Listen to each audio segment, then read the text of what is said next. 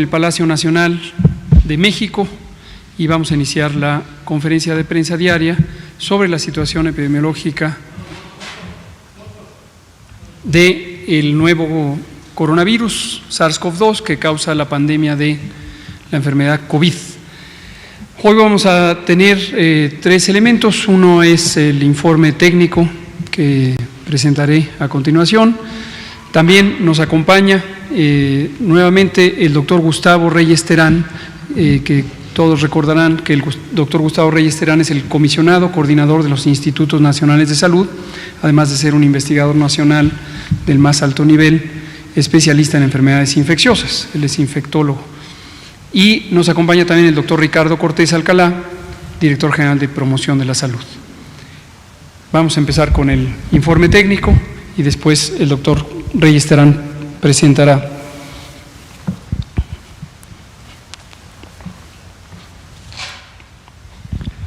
Como cada noche presentamos la situación de lo que está ocurriendo en el mundo con esta gráfica de barras que ilustra la situación de la intensidad de transmisión y los casos acumulados en las distintas regiones del mundo. En las barras azules está lo que ocurre en Europa, en las barras amarillas lo que ocurrió más bien en el Pacífico Occidental. En verde apenas por notarse está la región de África y la región del Mediterráneo Oriental, y en rojo está lo que ocurre en nuestro continente, en América.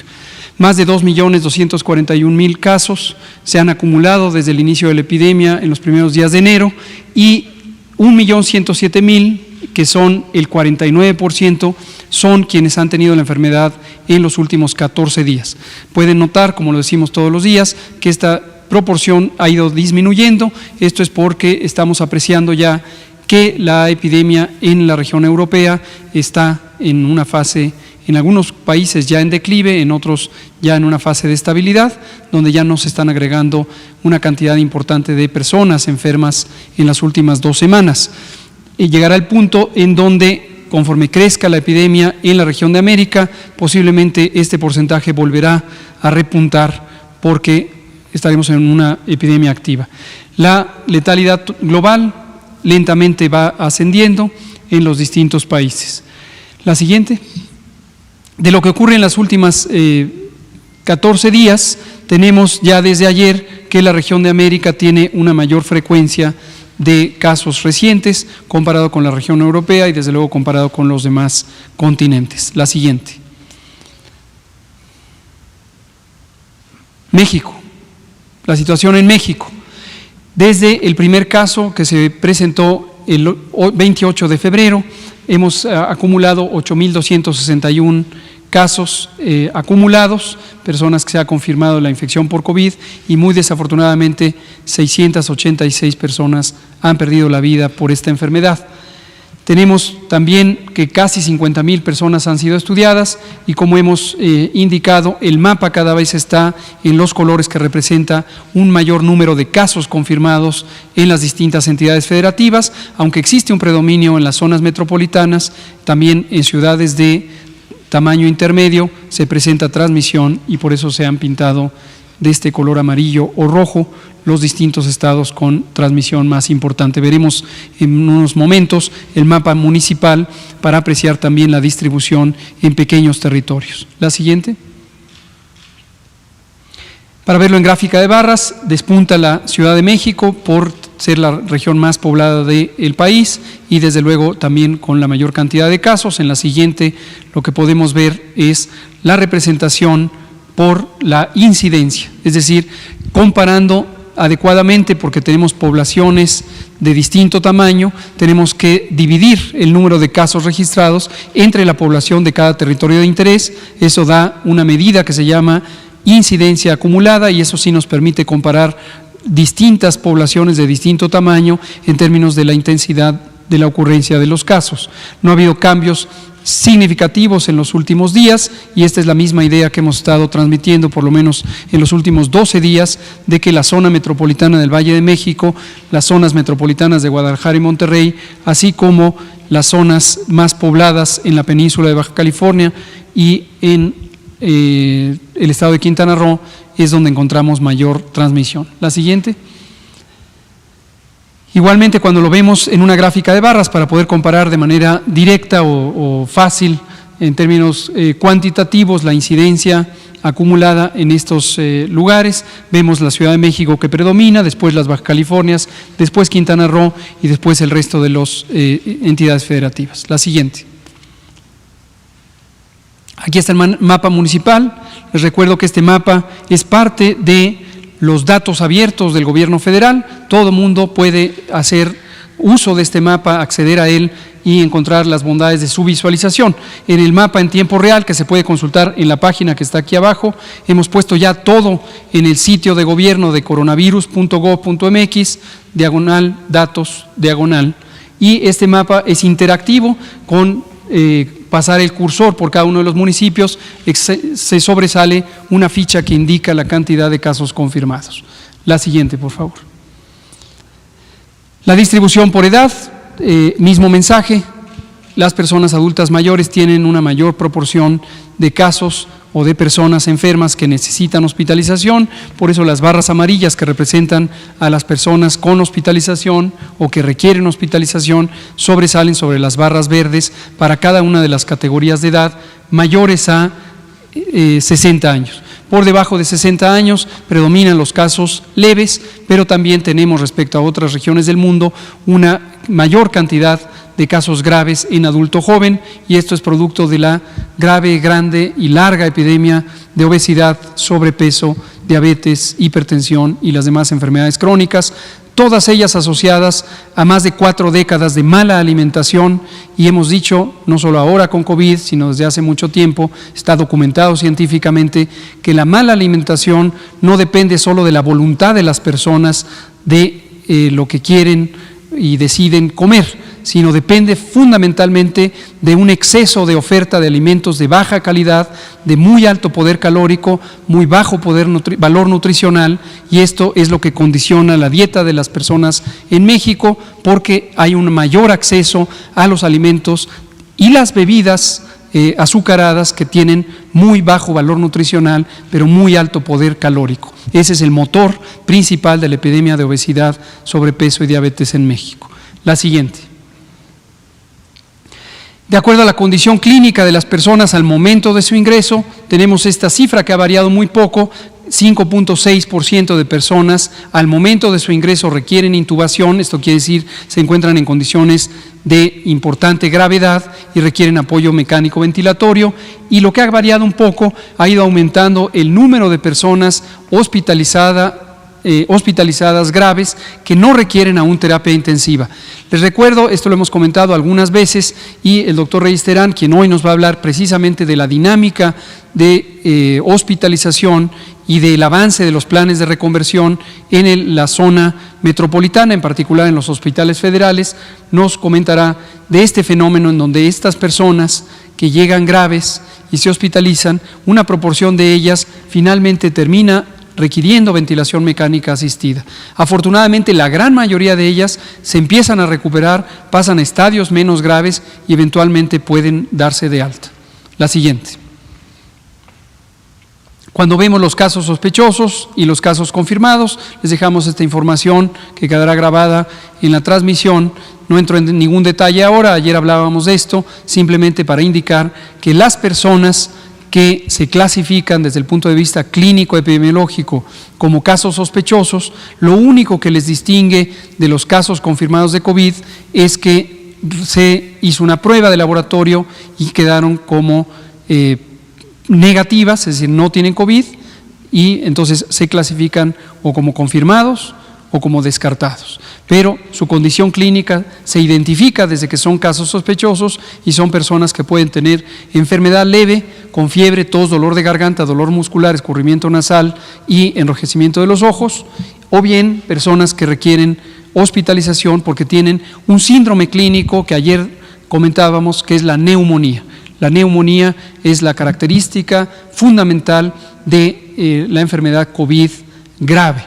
Hoy no lo tocaremos, pero se ha documentado también una serie de lesiones que tienen que ver con COVID. El virus es un virus que circula por toda la sangre y por lo tanto por todo el organismo y causa otro tipo de lesiones, incluso lesiones cutáneas o lesiones en algunos órganos fundamentales que tienen que ver con un fenómeno de trombosis, con un fenómeno de obstrucción de la circulación arterial en los pequeños territorios. Ayer me refería a ello hablando del daño pulmonar agudo y de cómo el daño pulmonar es en parte inflamatorio y en parte trombótico. Trombosis en medicina se le llama a eso, a la obstrucción de los vasos sanguíneos, en particular las arterias, porque hay coagulación al interior de estos vasos sanguíneos microscópicos de muy pequeño calibre. Vamos a preparar en días próximos y sin duda a quien invitaremos es al doctor Reyes Terán para que nos comente de este espectro amplio de la enfermedad y veamos qué otras manifestaciones puede causar. La siguiente, por favor. La lamentable evento final de la enfermedad, cuando no resulta en curación, como afortunadamente pasa en 80% de las personas, puede acabar en una situación lamentable de pérdida de la vida. Y esto lo vamos registrando porque interesa conocer qué tan grave es la presentación de la enfermedad y además qué tan importante es el daño que produce en las personas. Y aquí vemos los 686 personas que han perdido la vida, están registradas en esta estadística de la mortalidad acumulada. La siguiente. Las características de enfermedad o las condiciones clínicas siguen siendo las mismas, no ha cambiado, como pueden ver ustedes, los porcentajes son prácticamente idénticos a lo largo de toda la epidemia y no se han registrado otras enfermedades que pudieran ser condicionantes del riesgo de mortalidad. Pero hoy sí quiero mencionar una que es de especial importancia porque es una comunidad que ha vivido por muchos años con el reto de tener alteraciones del sistema inmune, y es las personas que viven con VIH. El VIH, el virus de la inmunodeficiencia humana, es un virus que se puede sobrellevar, se puede vivir perfectamente con él, se puede tener una calidad de vida excelente si se encuentra en un control, porque hay medicamentos contra este virus, el VIH, esto desde hace más de 15 años, afortunadamente. Pero desafortunadamente una proporción importante de personas que viven con VIH en México no conocen su condición de portadores del VIH hasta que han tenido una erosión muy importante del sistema inmune.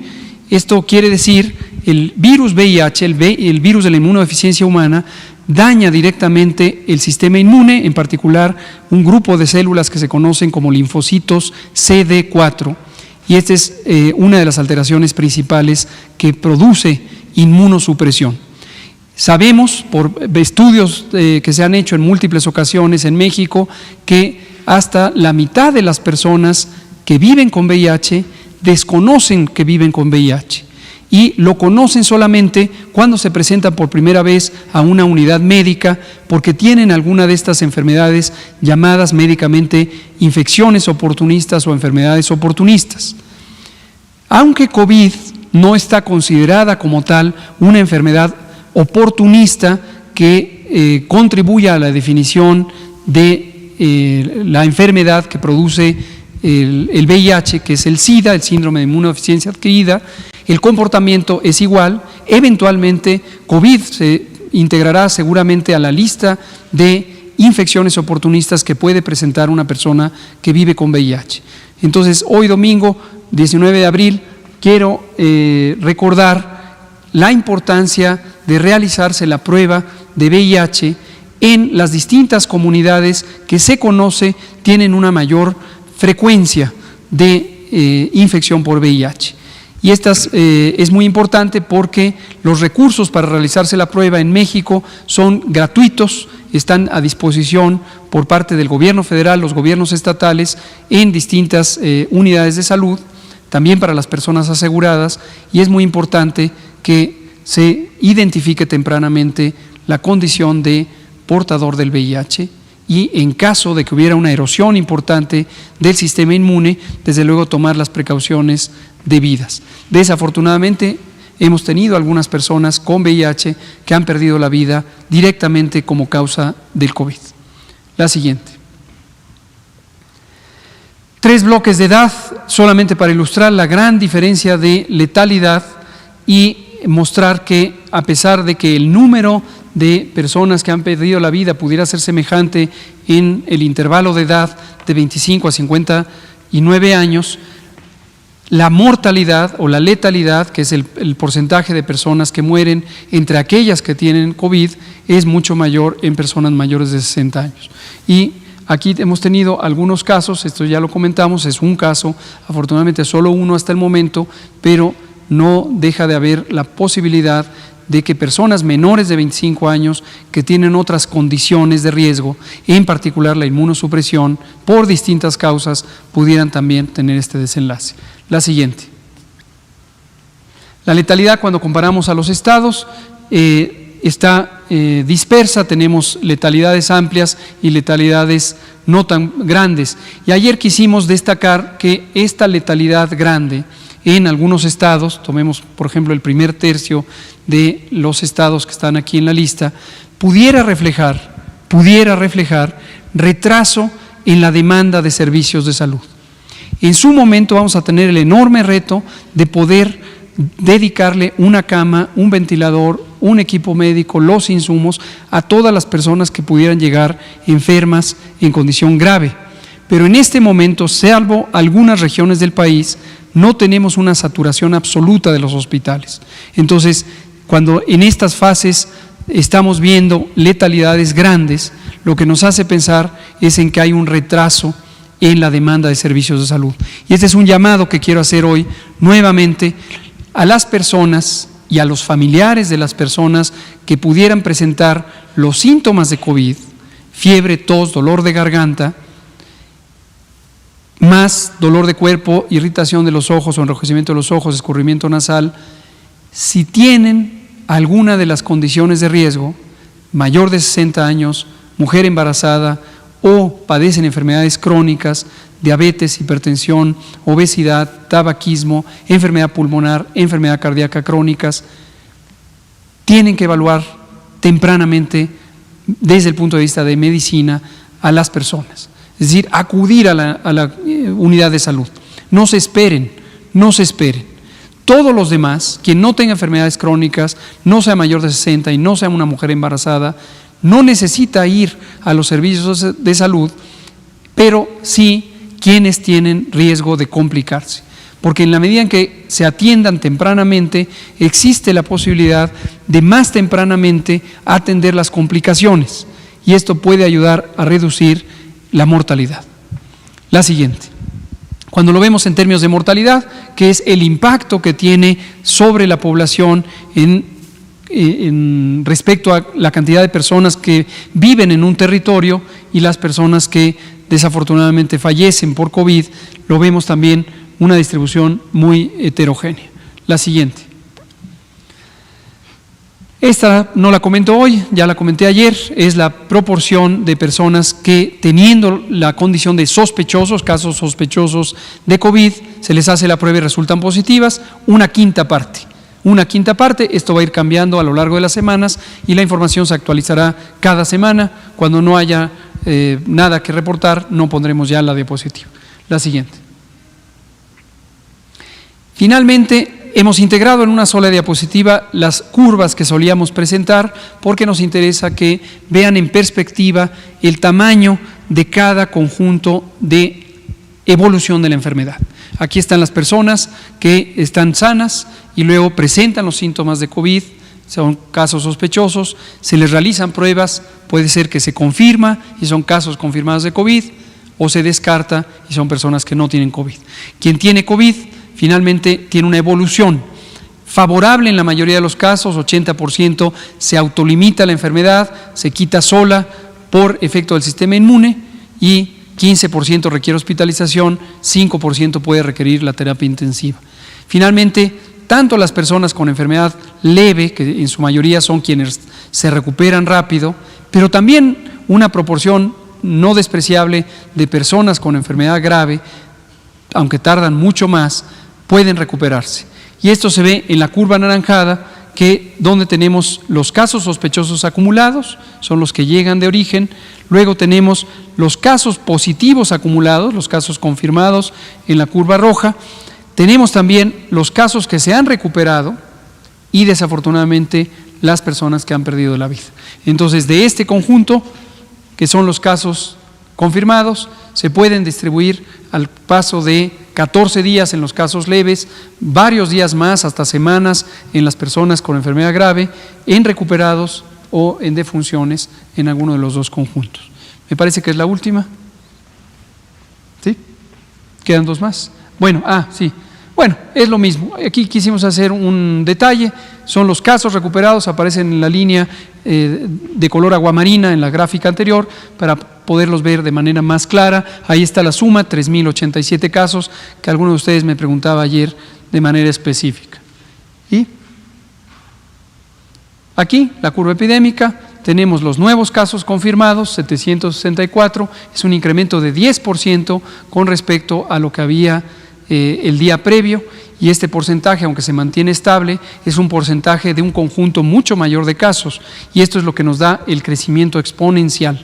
Es decir, aunque aumentemos 10% todos los días, es 10% de un conjunto mayor de casos.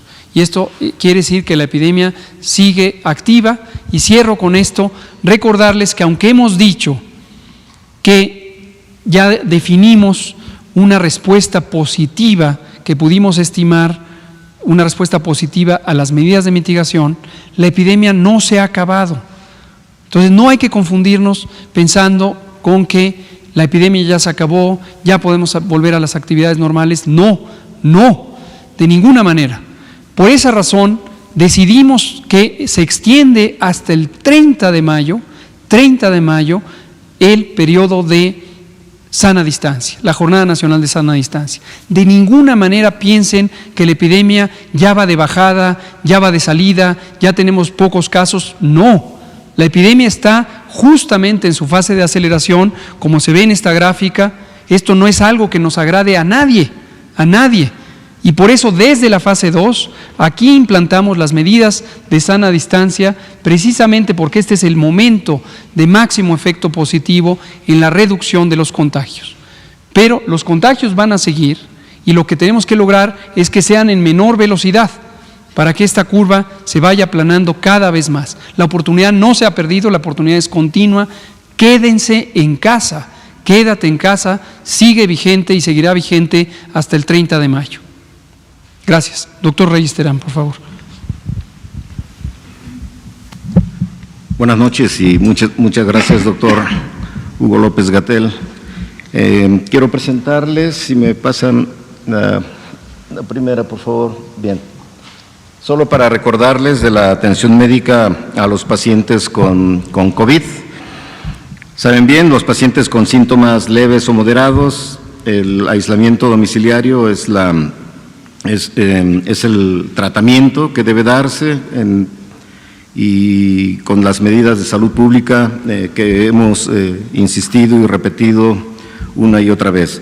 Me voy a concentrar en la otra parte de la gráfica, en los pacientes con síntomas graves. Voy a dividirlos en dos: en los pacientes no críticos, que no requieren una unidad de terapia intensiva, sino una sala de hospital. Generalmente tienen requerimientos de oxígeno para mantener la buena función de sus órganos y generalmente también tienen un mejor pronóstico.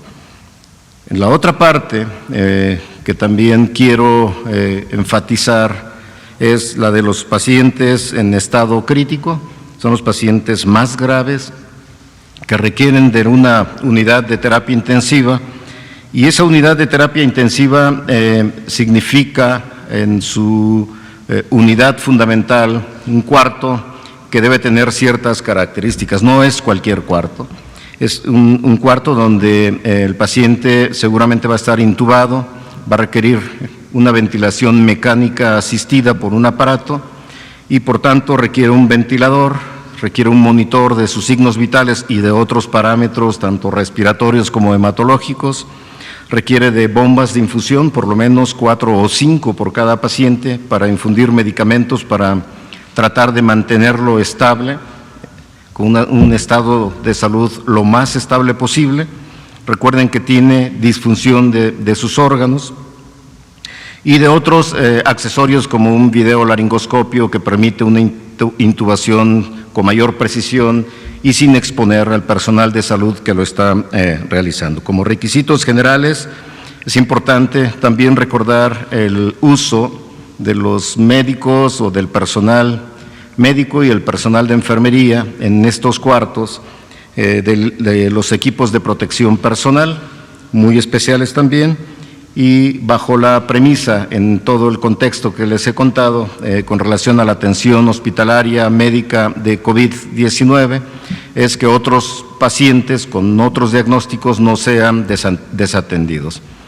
En la Comisión Coordinadora de los Institutos Nacionales de Salud y los hospitales federales y de alta especialidad distribuidos en Ciudad de México y Estado de México y también otros 6 estados de la República o 5 estados de la República, en total son 26 de los Institutos Nacionales de Salud, 10 ven pacientes, 3 no ven pacientes, y de los 10 elegimos a los que desde nuestro punto de vista fueron los más ideales para atender a pacientes con COVID, y ellos fueron el Instituto Nacional de Enfermedades Respiratorias, por esa experiencia que ha tenido particularmente desde el año 2009 con la pandemia de influenza H1N1 hasta la actualidad. Pocos saben, pero el INER reconvierte su hospital, es decir, cada temporada de influenza, dependiendo de la gravedad de la temporada, el INER utiliza otras zonas del hospital, usualmente no consideradas para cuidados intensivos, y los convierte en unidades de cuidados intensivos para aumentar la capacidad y atender apropiadamente a los pacientes con influenza que tienen un estado de salud crítico. El Instituto Nacional de Nutrición es el segundo hospital que fue elegido como COVID, el Hospital General de México, evidentemente, el Hospital Juárez de México, el Hospital G.A. González, y un poco después también se integró el Instituto Nacional de Cardiología Ignacio Chávez y el Hospital Regional de Alta Especialidad de Ixtapaluca para comprender la zona metropolitana, es decir, bueno, la Ciudad de México y gran parte del Estado de México. Si me pasa la siguiente, por favor. Es solamente para enfatizar en la fotografía que esa es la unidad fundamental de una terapia intensiva.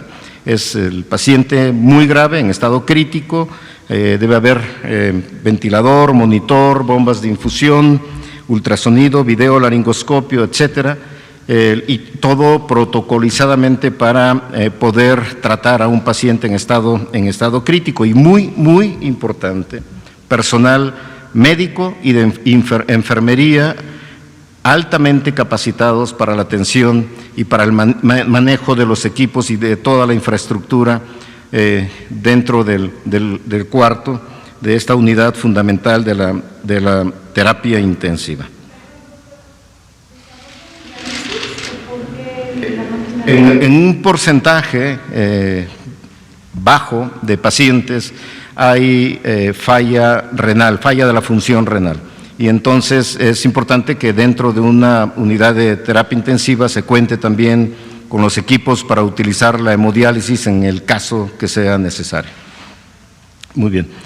Si me pasa la siguiente, por favor.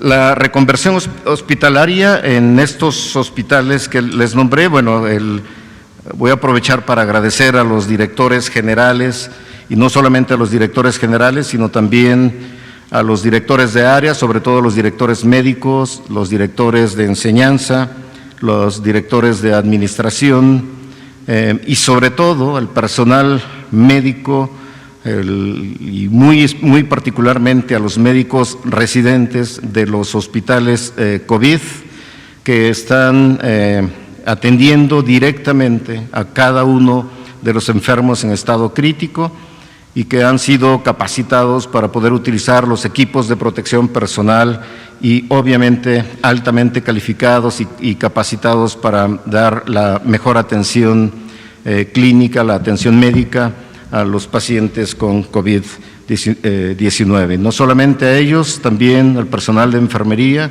que ha sido fundamental y que diré de una vez de que nos hacen falta más enfermeras, más enfermeros para poder cubrir apropiadamente en varios de nuestros hospitales que aún se están reconvirtiendo para tener una mayor capacidad de esa unidad fundamental que es el cuarto o la cama de terapia intensiva.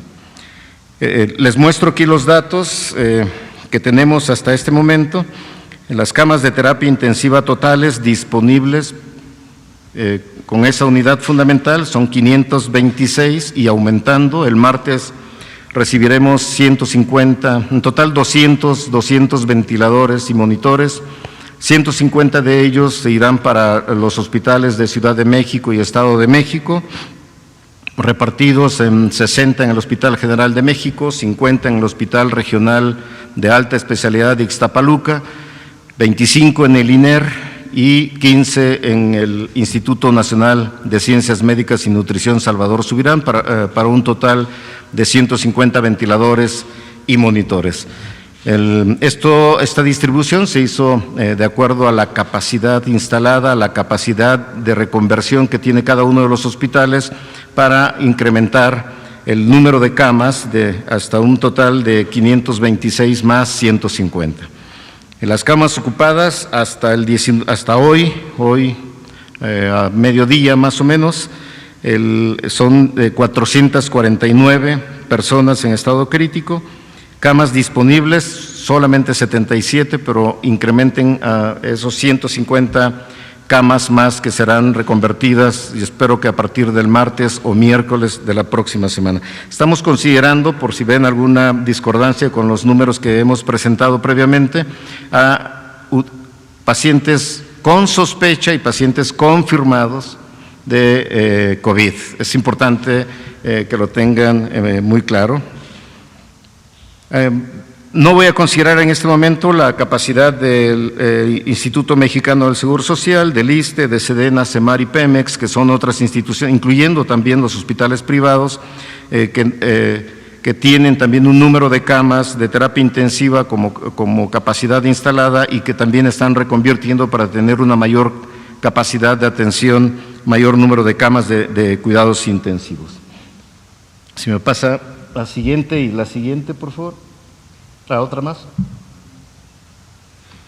Bien, ¿cuál sería el plan en el caso de que tengamos una saturación como estamos ya llegando, y eso se hizo público desde ayer en esta zona, en el área metropolitana del Valle de México, y el plan que hemos propuesto es el siguiente: utilizar las camas, obviamente, de los Institutos Nacionales de Salud, de los hospitales COVID, de los hospitales federales, del Hospital Regional de Alta Especialidad de Ixtapaluca, y que si nos llegáramos a saturar, otras instituciones recibirían a los pacientes teniendo o no seguridad social para cubrir la demanda que pueda existir y que seguramente va a existir en las próximas semanas, y nos va a dar tiempo. Pues estamos trabajando ya en lo que hemos llamado magna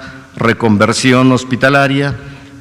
No es cosa fácil para mantener funcionando bien a esas camas, esa unidad funcional de terapia intensiva, con todo lo que conlleva dentro. Es importante tener un sistema eléctrico, electrónico, con mucha capacidad, equipos como compresores, el reservorio de oxígeno, mezclador de gases, presurizadores, etcétera, y que requieren de una infraestructura en cada una de las instalaciones de los hospitales, y que nosotros estamos trabajando en este momento para aumentar esa capacidad, sobre todo en dos hospitales que son INER y Nutrición, que nos permitiría dar una cantidad de camas cercana a las 300 más de cuidados intensivos, si todo sale bien, y obviamente estamos en espera de los ventiladores y monitores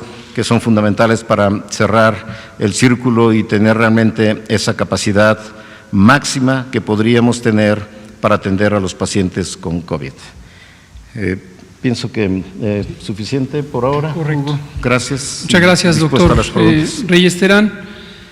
Finalmente, como pueden ver, todos los aspectos de la epidemia van avanzando a un tiempo, de acuerdo a las distintas fases, de acuerdo a los distintos momentos de oportunidad. Hoy hemos presentado, como todas las noches, el informe técnico, el informe epidemiológico, donde hablamos de las personas con enfermedad, su confirmación, hospitalización, etcétera. El doctor Reyes Terán nos ha actualizado de un tema que ya habíamos tratado en varias ocasiones, que es este elemento fundamental para la fase 3, la capacidad hospitalaria, producto de estos trabajos de reconversión que llevan ya varias semanas y que han permitido tener una ampliación de capacidades. Pero no debemos en ningún momento olvidar que todo esto es lo que le ocurre a una sociedad, lo que le ocurre a un pueblo, lo que le ocurre a personas de carne y hueso que tienen vidas, que tienen aspiraciones, que tienen ilusiones, que tienen deseos, que tienen necesidades y que junto con todas están colaborando por hacer más lenta la epidemia, haciendo un enorme sacrificio de sus vidas diarias, de sus ingresos, de su convivencia, de sus elementos de desarrollo cotidiano. Por esta razón, el doctor Ricardo Cortés Alcalá, director general de Promoción de la Salud, nos trae un video para que no se nos olvide el lado humano, también importantísimo en esta epidemia. Doctor. Muchas gracias, doctor López-Gatell. Adelante, por favor. Hemos hablado mucho de cómo ha disminuido la movilidad comunitaria, de cómo se disminuyó un 66% las compras y el entretenimiento, un 54% la visita a los parques y un 49% en los trabajos. Sin embargo, a veces los números son fríos. Y ahora queremos poner algunas caras a todas las personas que se dedican al arte, la música, el comercio, la artesanía, los restaurantes, a las pequeñas empresas, a todas y a todos aquellos que saben que la salud es lo más importante y que el cuidado de todos nosotros también lo es. Sabemos el sacrificio que están haciendo, falta menos. Les agradecemos que estén en casa en esta Jornada Nacional de Sana Distancia, pero ahora más que nunca, les pedimos que sigan quedándose en casa.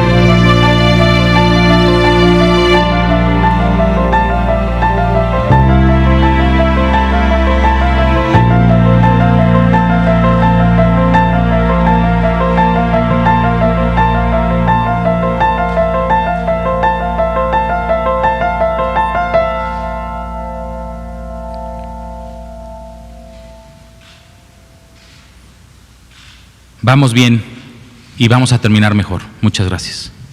Muchas gracias, doctor Ricardo Cortés. Abrimos a preguntas y respuestas. Usted ya le tocó hace poquito, y también usted. Y Alejandro. Buenas noches, Lisbeth Álvarez, de Diario Basta, del Grupo Cantón.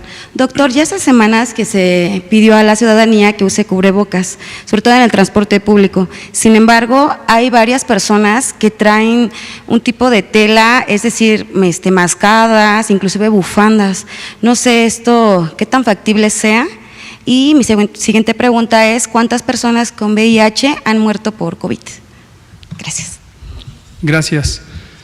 Sobre la segunda pregunta, son 5 las personas que hasta el momento tenemos registradas, y el llamado que hicimos hoy es precisamente porque sabemos que no toda persona que vive con VIH tiene una depresión del sistema inmune, esto debe quedar muy claro, pero hay una proporción que sí lo tienen porque no han entrado en control viral del VIH o tienen ya un avanzado deterioro del estado de inmunidad al momento de su diagnóstico. Y por eso el llamado es, siempre lo hemos hecho, pero lo hacemos hoy también, a hacerse la prueba del VIH. Sobre el tema de las mascadas, los cubrebocas y cualquier otro mecanismo, también hay mascarillas, he visto a mucha gente con mascarillas transparentes. Nos parece un auxiliar útil en la prevención. Hemos dicho en varias ocasiones que el mecanismo de prevención es de que las personas que tengan COVID están excretando, están liberando virus a través de la vía respiratoria, en las gotas de saliva, en los aerosoles respiratorios, y si estos quedan atrapados en un medio físico, como pueden ser estas mascarillas, estos elementos de tela, pues es mejor. La eficiencia de cada tipo de tela, de cada producto, desde luego es variable, pero ayuda. Ahora, también hemos dicho que no es un mecanismo que debe llevarnos a sentirnos protegidos y protegidas si no tenemos la enfermedad y pensamos que por el hecho de tener cubierta con una porción de tela la cara, específicamente la nariz y la boca, ya estamos protegidos, porque no es el caso. Gracias. Sí, por favor, doctor Registra. Sobre las dos preguntas, sobre los cubrebocas, puede ser incluso contraproducente si no se utilizan bien, sobre todo si se está manipulando constantemente, si no hay un lavado de manos frecuente, entonces se puede volver como un fomite, que es un cuerpo inanimado que puede ser fuente de una infección. Entonces, si se va a usar cubrebocas, por favor, úsenlo bien puesto. Debe cubrir nariz y boca y no debería ser manipulado en ningún momento. No es fácil mantenerlo, es difícil. Y sobre la pregunta sobre pacientes con VIH, a mí me gustaría agregar que las personas con VIH que reciben tratamiento antirretroviral y están perfectamente bien controladas, y eso significa que su carga viral está indetectable, sus CD4, sus células de sus defensas están dentro de lo normal, pueden tener un resultado al infectarse con el SARS coronavirus 2 muy similar a la persona que no tiene VIH. Y ha ocurrido, hay por lo menos unas 10 personas con VIH que se han infectado, quizá un poco más, y que están recibiendo tratamiento y que tienen controlada la infección y que han resuelto perfectamente bien la infección por el coronavirus. Gracias. Natalia Vitela, de Reforma. Gracias. Buenas noches. Hablaban precisamente de la saturación que ya hay en hospitales de la Ciudad de México y en el Estado de México. Entonces, hablan de 527 camas más, entiendo, para la fase 3, y ventiladores. Quiero saber de dónde llegan los ventiladores y si son correctos estos datos de estas 527 camas y van a ser suficientes para la etapa 3. Gracias. Okay, aclaro la cifra. Las 527 camas hay en este momento disponibles totales, menos, o sea, restando a las camas ya ocupadas, y son un poco menos de 100 las que tenemos disponibles. Pero con las 150 que se van a agregar con la llegada de los ventiladores, podríamos tener como entre 220 y 250 camas más, y si logramos tener personal suficiente, esto se puede incrementar todavía más, y si logramos el plan magno de reconversión máxima, entonces podríamos hablar de cerca de 800, 900, cerca de 950 camas en total. De los hospitales de nuestra coordinación de institutos y hospitales federales y del Estado de México, sí, y contando los hospitales generales de Ciudad de México, 3, el Belisario Domínguez, el Enrique Cabrera y finalmente el Hospital General Tláhuac también, y hay como 4 o 5 hospitales más en el Estado de México que se van a agregar en esta reconversión total.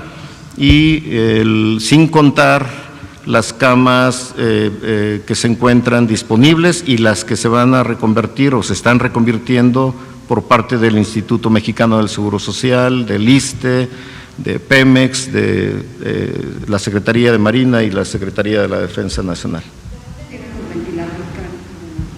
De China. De estos 3, si faltan hasta 11 vuelos, y si se hicieran falta más vuelos, más vuelos. Es decir, no se queden con ideas fijas de que hay 2 vuelos y ya. Si se necesitaran 100 vuelos, habrá 100 vuelos. Hicimos un puente aéreo, se estableció un puente aéreo con la ayuda de la Cancillería hace varios días que empezó, con un primer vuelo, trajo un embarque grande de equipos de protección personal. Enseguida, por eso se llama puente aéreo, porque conforme llega el avión, se regresa para allá, trae más, se regresa para acá, todo el tiempo está circulando. Y van a venir todos los ventiladores que hemos contemplado necesarios. No pierdan de vista panorámica todo lo que está ocurriendo. Hoy nos acompaña y nos da muchísimo gusto el doctor Reyes Terán, porque él ha estado a frente de uno de los elementos que fue más importante de activar tempranamente, que es la reconversión de los hospitales federales. Institutos Nacionales de Salud, hospitales federales, la enorme mayoría están en la zona metropolitana del Valle de México, o un poquito más allá, el de Iztapaluca, pero lo que interesa es que esta es una primera dotación de camas producto de la reconversión. En un aspecto más macro, tenemos la reconversión más grande que depende de los institutos de seguridad social, el IMSS y el ISSSTE.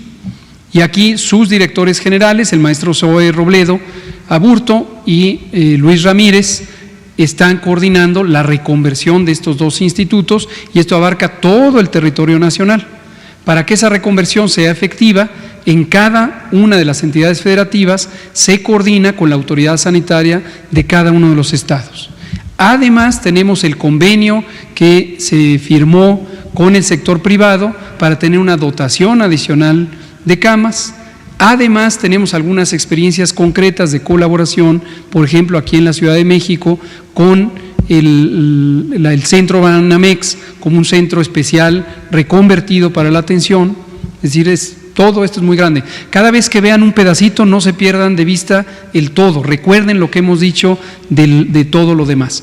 Ventiladores llegarán 200 en el próximo embarque, que estará llegando, si no es mañana, es pasado mañana, y otros 200 vendrán, y aparte tenemos los 1,000 que ya nos ofreció Estados Unidos, se le pidieron 10,000 y siguen buscando. Entonces, ahí vamos con todo esto. Gracias. Nos quedan 7 minutos, vamos a darle la palabra a usted y nos regresamos acá con usted. Buenas tardes, doctor. Héctor Mireles, para el canal de Glucosa Atómica y Doctor Politécnico en Facebook. ¿Han considerado ustedes invitar a algún funcionario de la SEP para que nos explique a mayor detalle esto del calendario escolar, ahora que es dinámico este cambio de las fechas, que nos explique la situación de los niveles educativos, o esto se informaría en las mañaneras? Y una pregunta más muy rápida. Ahora que Gobernación hizo lo propio con esta televisora que ayer le mencionaban, ¿ustedes han considerado como autoridad sanitaria levantar cargos o alguna acción por que los desacreditaron? Gracias. Gracias. Sobre la segunda pregunta, como ya lo dije ayer, estamos enfocados en lo que tenemos que estar. Cualquier elemento que pudiera generar ruido se irá serenando, cada cosa a su tiempo. Lo importante es que todas las mexicanos y mexicanos estemos enfocados en lo que tenemos que estar. No hay más que conversar de ello. Sobre la SEP, definitivamente va a venir el más importante funcionario de la SEP, que es el titular del ramo, el maestro Esteban Moctezuma Barragán. Va a venir el martes, y esa convocatoria del presidente va a venir en la mañana en el Pulso de la Salud, y precisamente va a comentar sobre las implicaciones de las medidas de la Jornada Nacional de Sana Distancia en el ámbito educativo. El viernes tuvimos una conversación muy productiva en donde identificamos precisamente cómo se va enlazando esta actividad de suspensión de actividades en las escuelas, que fue la primera, no lo olvidemos, fue la primera de las intervenciones de la Jornada Nacional de Sana Distancia, que nos aportó inmediatamente 15 millones, más de 15 millones de personas fuera del espacio público. Ya tiene un papel muy positivo esta medida. Entonces, el martes próximo vendrá la Secretaría de Educación Pública, a través de su titular, además es miembro, es vocal del Consejo de Salubridad General. Entonces, es crucial la colaboración con el sector educativo para la materia de salubridad general. Gracias. Vamos a darle la palabra a usted y yo creo que nos da tiempo de una última pregunta a la compañera de allá que nunca ha hablado. Buenas noches a todos, soy Gerardo Suárez, reportero en el Heraldo de México. Dos preguntas. La primera es, ¿qué medidas van a tomar o por qué no se han tomado mayores medidas con cerca de 10,000 trabajadores de Capufe, quienes todavía se mantienen en la operación de las casetas del país y hasta el momento ha habido 21 casos sospechosos de trabajadores, 21 casos sospechosos de COVID y bueno, reportan que tienen una escasez de equipo de protección personal y tienen ese temor dado que ellos tienen un trato directo con los automovilistas, reciben de mano el efectivo, que es la principal forma de pago. Y mi segunda pregunta es, de aquí al 8 a 10 de mayo, que se espera el pico o la situación más crítica en el Valle de México, Ciudad de México y Estado de México, ¿cuántas camas para cuidados intensivos, para cuidados críticos, estiman tener ya de todo el sistema, es decir, tanto lo federal como lo local y los institutos como IMSS e ISSSTE? Gracias. Gracias. Lo segundo lo estamos informando periódicamente. Le recomiendo, dejémoslo para el martes, que justamente en la mañana vamos a tener un nuevo corte del producto benéfico de todos estos acuerdos de colaboración y elementos de coordinación con las entidades federativas, con los institutos de salud nacionales de salud, con las instituciones de seguridad social. Sobre Capufe, definitivamente la actividad de las carreteras, incluyendo las que son de peaje, es una actividad esencial y así fue considerada en el acuerdo del 31 de marzo como una actividad esencial que no puede parar, no debe parar, porque precisamente es lo que garantiza la logística de distribución, no solo de insumos para la salud, de toda la vida pública en el territorio nacional. Las medidas de protección son en general las mismas, no se requiere un equipo de protección especializado para el personal de Capufe, igual que tampoco para las cajeras del supermercado o los cajeros, tampoco para las personas que están en servicios de ventanilla. Se ha recomendado, las medidas generales están en los lineamientos técnicos correspondientes, en su momento fueron no solamente compartidos, sino elaborados con el conjunto de las instituciones del sector, con Secretaría de Turismo, Secretaría de Comunicaciones, Secretaría de Educación Pública, y para cada espacio físico donde hay una entidad profesional, una actividad profesional, se definieron los protocolos técnicos de prevención y promoción. ¿Sería una forma de pago distinta al efectivo? Incluso ellos han planteado que en un caso extremo se levanten las plumas o algo así para prevenir la salud de… Tendrá que revisar la Secretaría de Comunicaciones y Transportes de qué manera puede encontrar un mecanismo eficiente de cumplir su función y conservar los principios de protección del personal. Última pregunta, colega, por favor. Buenas noches, Paola Betancourt de Multimedios Televisión. El día de ayer en nuestro medio se documentó el fallecimiento de un hombre por COVID-19 en la alcaldía Miguel Hidalgo.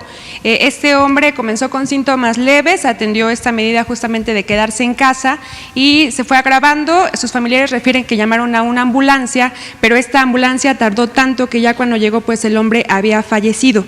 Cuando llega esta ambulancia comentó que pues no tenía el equipo necesario de bioseguridad para justamente trasladar el cadáver y pasaron 10 horas para que pudiera trasladarse el cadáver de este hombre, contrario a lo que se establece en la guía de manejo de cadáveres que justamente pusieron a disposición.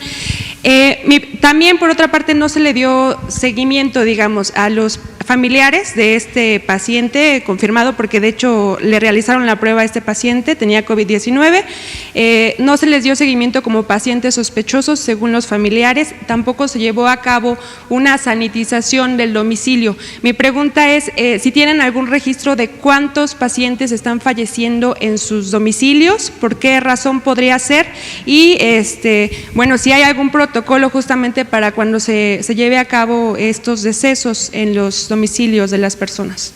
Gracias. Qué lamentable situación, qué lamentable por la persona que perdió la vida, desde luego por la familia que sufrió todos estos momentos de angustia y de espera. Esto nos lleva a insistir en lo que acabamos de decir hoy, hemos dicho todos los días: las personas que identifiquen que tienen alguno de los determinantes de mayor riesgo, edad mayor de 60, mujer embarazada, enfermedades crónicas, acudan a consulta. Pero también las personas que identifiquen que están teniendo dificultad respiratoria.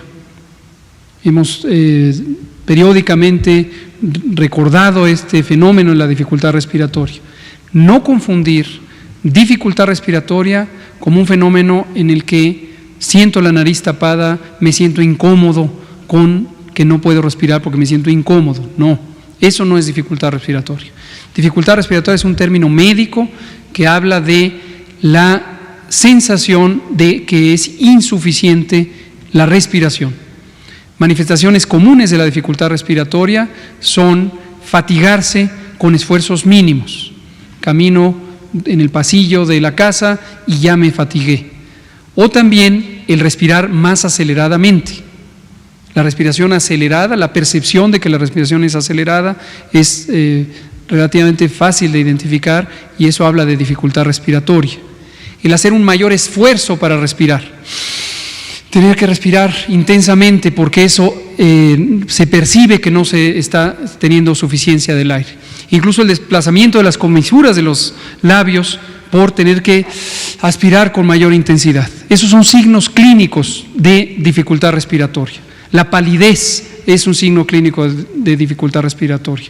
O el color oscuro de la piel, como morado, azuloso, eso es un elemento grave de la manifestación clínica de la dificultad respiratoria. El dolor de pecho puede también ser una manifestación de que se está complicando la enfermedad COVID. Entonces, le recordamos a todas las personas que pudieran tener COVID, aun cuando no tengan signos o factores de riesgo, estas condiciones de edad, de embarazo o de enfermedades crónicas, si presentaran dificultad respiratoria, es motivo suficiente para considerarlo de atención emergente a cualquier hora del día o de la noche. Respecto a personas que pudieran perder la vida en casa, ocurre no solamente ahora con la epidemia de COVID, ocurre con la influenza y ocurre con muchas otras enfermedades y quien fallezca en casa, si no es registrado, si no es notificado a los servicios de salud, pues no se registra evidentemente. Entonces lo importante no es que se registre, lo importante es que se atiendan las personas para que esto no ocurra. Entonces recordamos estos signos de extrema importancia. Cualquier persona de cualquier edad, en cualquier condición clínica, si presentara dificultad respiratoria, debe acudir a atención médica. Si tiene dudas de dónde atenderse, 911, 911. 911 es el teléfono nacional de emergencias. Desde hace varias semanas, meses de hecho, un par de meses, hicimos un protocolo de entrenamiento al personal del 911 para que tuvieran también la posibilidad de asesorar sobre COVID y sobre la atención. Entonces, si no tiene claridad de dónde le toca atenderse, tradicionalmente iba con un médico privado y ahora está en mitad de la noche, no sabe qué hacer, llame al 911. Llame al 911, esta es una urgencia y se le va a dar asesoría sobre dónde atenderse. Creo que es la última pregunta que nos daba. Muchas gracias, nos vemos mañana.